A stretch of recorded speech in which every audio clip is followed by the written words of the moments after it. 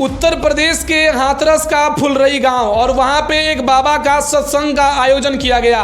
वह बाबा कौन था? वह बाबा सूरजपाल नाम था उसका। वो पहले उत्तर प्रदेश के इंटेलिजेंट इकाई में एक सिपाही के तौर पर काम करने के लिए गया था, लेकिन कथित तौर पर वह उस काम को छोड़ दिया। लेकिन सूरजपाल से नारायण हरि सरकार बनने की कहानी और किस बाबा की वजह से आखिर 123 लोगों की जान गई है, हाथरस की असली कहानी क्या है और उस बाबा का राजनीतिक कनेक्शन क्या है, उस बाबा के बारे में सब कुछ बताएंगे आपको इस वीडियो में। जी हाँ, एक सूरजपाल नाम का व्यक्ति कैसे नारायण हरि सरकार बन गया और भोले बाबा के नाम से प्रसिद्ध हो गया। कैसा बाबा जो व्हाइट कोट और व्हाइट शर्ट, व्हाइट पैंट में और ब्लैक जूता में और साथ ही व्हाइट टाई लगाकर सत्संग का आयोजन करता है और सत्संग में लोगों को मानवता के धर्म के बारे में बताता है। एक अलग ओहदा और एक अलग, तमाम गुरुओं से जो सनातन के गुरु हैं उन सब से अलग वह व्यक्ति और किस तरीके से लोगों को प्रवचन देता है, सत्संग करता है, उसके बारे में भी बातचीत करेंगे। और बातचीत करेंगे आखिर उन 123 जिंदगियों के बारे में जो गुमनाम हो गई अब मंगलवार की उस घटना में। मंगलवार की घटना है उत्तर प्रदेश की हाथरस की, जहां अब तक के पोस्टमार्टम रिपोर्ट के अनुसार और मीडिया रिपोर्ट्स के अनुसार तकरीबन 123 जिंदगी खामोश हो गई, 123 लोगों की सांसें बंद हो गई। वह बाबा सूरजपाल नाम है उसका और उनका मैनपुरी के एक जगह पे आश्रम है। वह आश्रम तकरीबन 21 बीघे में बना हुआ आश्रम है। उस आश्रम को अगर आप उसे देखिएगा तो लगेगा कि यह एक किला है जो अभेद है, इसे कोई नहीं भेद सकता है। उस किले में, उस आश्रम में 3 गेट है और तीनों गेट एक से बढ़ के एक लगता है पुराने महाराजाओं के वो गेट है। उस बाबा सूरजपाल का प्रवचन का आयोजन किया गया था हाथरस के फुलरई गांव में और हर बार की तरह लोग जो उन्हें भोले बाबा मानते हैं और नारायण हरि सरकार की जय, ब्रह्मांड की जय की नारा लगाते हैं, वे लोग और अंधविश्वास में मदान्ध हिंदू उपासक वहां पर उस आयोजन में यानी हाथरस के फुलरई गांव के आयोजन में पहुंचने लगे। कार्यक्रम का समय लगभग 10 बजे तय किया गया था, लेकिन लोग वहां 8 बजे से ही पहुंचने लगे। और फिर क्या था, उस आयोजन में, उस कार्यक्रम में तकरीबन 2 लाख लोग पहुंच गए और वो पंडाल से बाहर लोग बैठने लगे।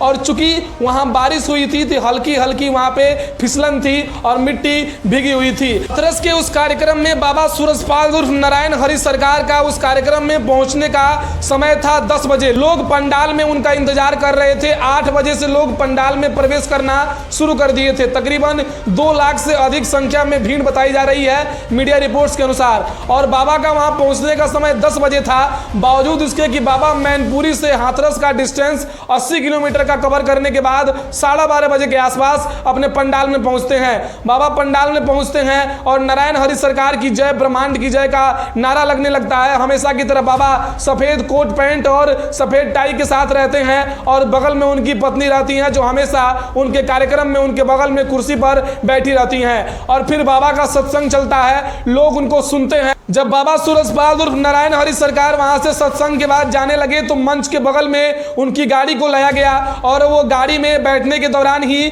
जब लोग उनको देखने लगे कि बाबा अब गाड़ी में बैठ रहे हैं तो लोग उनके पैरों की धूल को लेने के लिए अपने घर लेकर जाना चाहते थे और पैरों की धूल के लिए पीछे के लोग आगे जाने लगे और आगे के जितने भी लोग थे वो कुचले जाने लगे पीछे के लोग के द्वारा।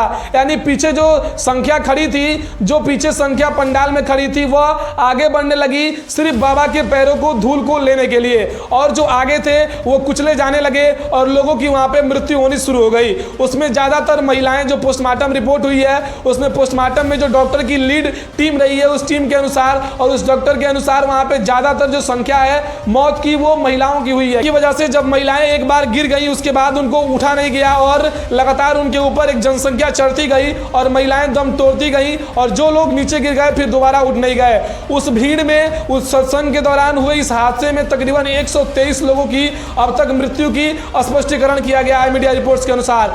अब बाबा सूरजपाल जो कि एक सिपाही थे वो कैसे नारायण हरि सरकार बने और इनका राजनीतिक कनेक्शन क्या है। राजनीतिक कनेक्शन की बात करें तो कहा जा रहा है कि अखिलेश यादव भी इनके फैन है और कई बार मंच साझा करने के दौरान अखिलेश यादव ने इनके नाम भी लिए हैं। इनको लेकर अखिलेश यादव की पुरानी ट्वीट वायरल कर दी गई है, पुरानी ट्वीट वायरल हो रही है। जा रहा है कि जब ये घटना हो रहा था, जब भगदड़ हो रही थी, तब बाबा बिना इसके परवाह के अपने गाड़ियों के 15 गाड़ियों का काफिलों के साथ अपने आश्रम मैनपुरी के लिए रवाना हो गए।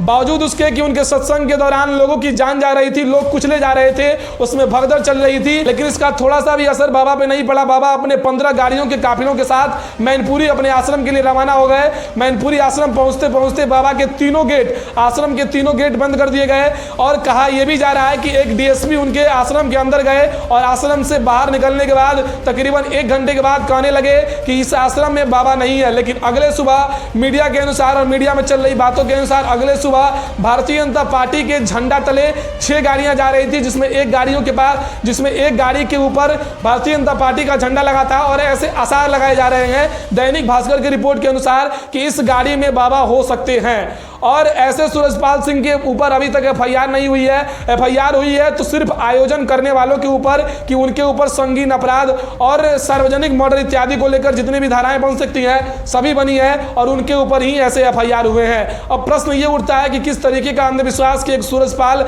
एक बाबा बन जाता है, नारायण हरि सरकार बन जाता है और लोग उसके पैर की धूल के लिए अपनी जान की कुर्बानी दे देते हैं। आप इसके विषय में क्या कहना चाहेंगे? आप कमेंट में अपने विचार को